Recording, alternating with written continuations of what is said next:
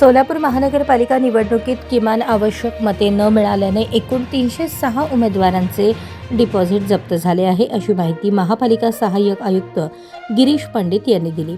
दरम्यान निवडणूक विभागाकडून प्राप्त झालेल्या आकडेवारीनुसार डिपॉझिट जप्त झालेल्या 306 उमेदवारांपैकी तब्बल 190 उमेदवार अपक्ष असून हे प्रमाण 62% आहे, तर विविध राजकीय पक्षांच्या 116 उमेदवारांचे डिपॉझिट जप्त झाले आहे। महापालिका सार्वत्रिक निवडणुकीसाठी 15 जानेवारी रोजी मतदान तर 16 जानेवारी रोजी मतमोजणी झाली होती।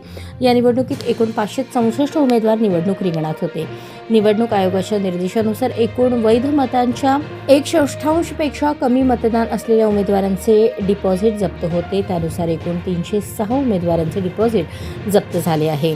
राजकीय पक्षांमध्ये राष्ट्रवादी काँग्रेस पार्टी अजित पवार गट, राष्ट्रवादी काँग्रेस पार्टी शरदचंद्र पवार गट 14, भारतीय राष्ट्रीय काँग्रेसचे 29, शिवसेना उद्धव बाळासाहेब ठाकरे गट 16, शिवसेना शिंदे गट 14 या उमेदवारांचे डिपॉझिट जप्त झाले आहे।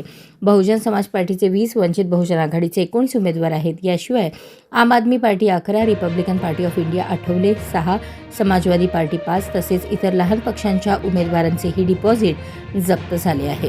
काही पक्षांचे 1 ते 2 उमेदवारच रिंगणात उतरले होते, त्यांचेही डिपॉझिट जप्त झाले आहे। दरम्यान या आकडेवारीनुसार अपक्ष उमेदवारांची संख्या मोठी असल्याने मतविभाजनाचा मोठा फटका बसल्याचे दिसून येते। तसेच राष्ट्रीय आणि प्रादेशिक पक्षांमध्ये राष्ट्रवादी काँग्रेस, शिवसेना, BSP, वंचित बहुजन आघाडी यांचे प्रमाण तुलनेने जास्त असल्याचे चित्र आहे। वाढती उमेदवारी आणि मतांचे विभाजन याचा थेट परिणाम डिपॉझिट जप्त होण्याच्या संख्येवर झाल्याचे या निकालांवरून स्पष्ट होते।